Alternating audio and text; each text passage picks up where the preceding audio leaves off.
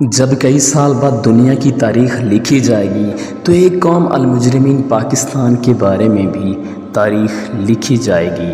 مورخ لکھے گا قوم عاد، قوم سمود اور قوم لوط کے سارے مجموعی گناہ اس قوم میں پائے جاتے تھے۔ یہ ایک ایسی قوم تھی جو نام تو اللہ کا لیتی تھی مگر مانتی اپنے اپنے اعلیٰ کاروں کو تھی۔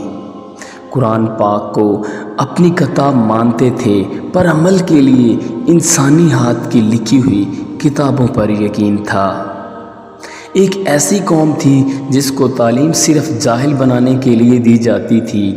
ان کے حکمران بادشاہوں کی طرح زندگی گزارتے تھے مگر اس قوم کے نچلے طبقے کے پاس کھانے کو روٹی نہیں تھی۔ اور مورخ لکھے گا اس قوم کا انصاف بکتا تھا، طاقتور کے لیے علیحدہ قانون اور غربا کے لیے علیحدہ قانون تھا۔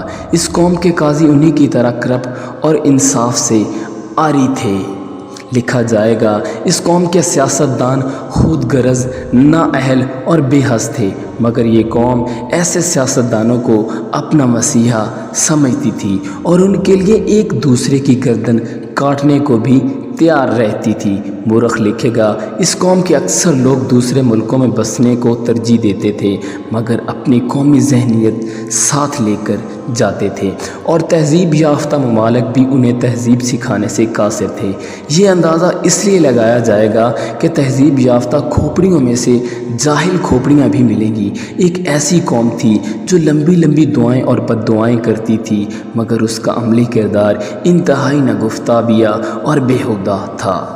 ایک ایسی قوم تھی جس میں حرام خور عزت دار کہلاتے تھے اور محنت کر کے کھانے والے کمی کمین۔ آنے والے وقت میں یہ قوم المجرمین پاکستان کے موضوع سے عبرت کے طور پر پڑھی جائے گی۔ دستک وائس نوٹ کمنٹ میں اپنی رائے لازمی دیں، اپنے ارد گرد غور سے دیکھ لیجئے گا۔